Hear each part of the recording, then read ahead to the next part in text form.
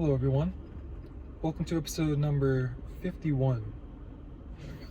Sorry, 51 of Chatting with Anthony. In today's episode, I'm going to ask the question, what is it that we want in our entertainment? So when I talk about entertainment, obviously you want things that provide some kind of mental stimulus, essentially. Now, within that category, I believe that you can put them into two very broad categories. One of them being strictly fun, and one of them being the other one just being serious. Now, a lot of these things that you find entertaining will probably overlap to some extent. So I guess you could have like the two bubbles and then the piece in the middle that connects. But when it comes to fun, I would think along the lines of like a movie or a show, or even just like social media, like scrolling through that. A sporting event, like a past sporting event where you know you like the ending of it. And then you have some more serious topics. Like people are very entertained by the idea of race and how we just divide up people groups. Politics is a big one. I would even argue current sports, if you're like a fan of a certain team, like each game is kind of like its own. Sure, it's fun, and that's what I mean when I say it's overlapping, but I do think it is rather serious when you take how your team does very seriously. Like I would say, for me at least, when it comes to like the Yankees, I'll take it seriously for a bit, and then usually they've been disappointing recently, so I don't really care that much. Like I still care, but I don't let it like impact me that much because my expectations are lower. But like the Giants, I just expect them to suck every year. So it's actually a lot more fun because you expect to lose like every game. So it's like if it's like a 7-point game in the third quarter, I'm happy. I already feel like the game was a success. I'm like, well, they didn't get walloped. Improvement. So there you go. But it's entertaining regardless. I would argue it's entertaining to watch your team get whooped. Might not even necessarily in the moment, but when you look back at it, like I have some memories of like watching certain Giants games where it was just horrible. And as miserable as it was in the moment, it is pretty entertaining when I look back on it. Like I remember I forced myself to like watch almost every minute of the Giants of the 2024 to 25 season. Wait, was it? Yeah, the 2024 to 25 season. Week 1, for whatever reason, they were on Sunday Night Football against Dallas. Thanks, NFL. That was a great idea. They lost 40-0, and I watched almost every second of that. And it was horrible, but it's kind of funny to look back on it. I do feel terrible for Jones. That man had no chance. The Giants really did try to kill that man. You know, as much as I'm upset they paid him over Barkley, he deserves every penny of that for how much he got beat up back there in the pocket. So I guess it all worked out. Anyways, on the topic of fun and serious, you see, it's a serious matter that was painful in the moment, but I could look back on it and laugh and be like, yeah, we suck. So there you go. But you can also take a serious thing and spin it into a fun thing, which is, I guess, exactly what I just did. But like that's basically what comedians do. You take very serious topics and spin them into somehow turn it into a funny joke. Like a lot of comedians do it. Just off the top of my head, I don't recommend him from a Christian perspective because he says a lot of things, but I used to watch a lot of Bill Burr. He is incredible at that. He'll take the most like offensive topic and he'll be self-aware and be like, I know it's bad, but hear me out. I remember at least like there was one segment. Oh yeah, like Louis C.K. one time has like he has a bit where he talks about like every incredible thing that like we look at and we go, how did we achieve that? It's like, well, we just threw human pain and suffering at it until we got finished. And oh yeah, there was also the one where he kept saying like, hear me out, and I think that's that's what the bit's called, and he basically talked about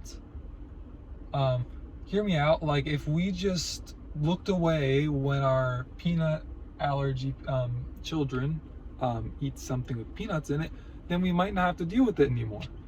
And he delivered the joke pretty well considering what he was insinuating, but that's basically what I'm trying to say. That's what I mean when I say you take a serious topic and you package it as something soft and cushy. So when it comes to our entertainment, also we're very finicky and picky. When we have too much of something that we enjoy, we push it away. Like, we don't want it. We don't want you here. That includes money. Doesn't necessarily mean you don't want more money, but like, a lot of people chase after money and then they get it. Like, they'll have like millions of it. They'll have like millions of dollars, but then it's like the work they need to put in to keep doing that, they just get to a point where they're miserable doing it, to where it's like, I'll throw away all this, maybe not like every single dollar, but like, I'll throw away almost all of it and just go be middle class if I'm happy again. And that's really what it is. I mean, the entertainment, I guess our use of entertainment is in the pursuit of happiness.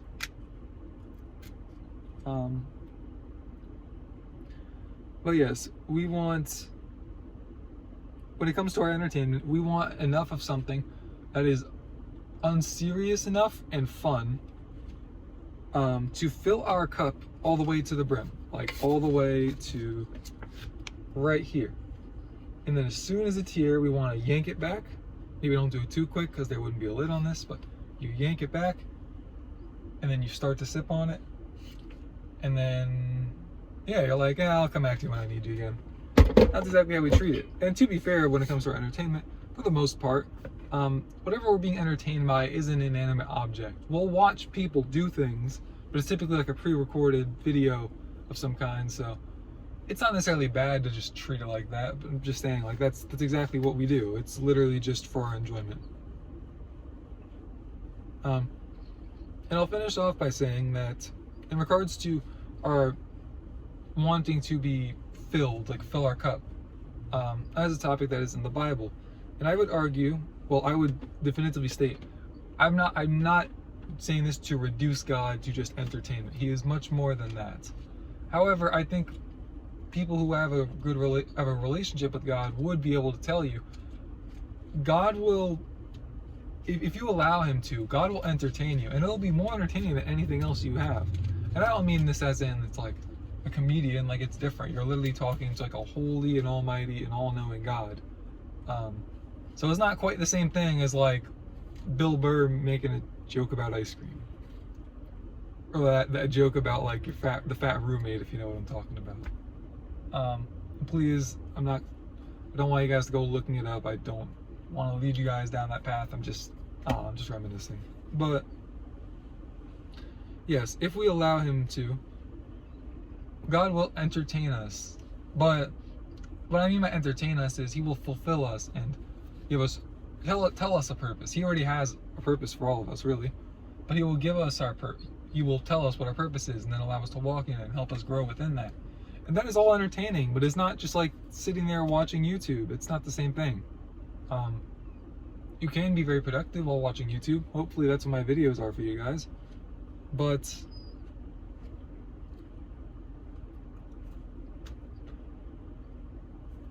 alright, I'll just finish off with this statement because I don't really know what else to expound on that last point. But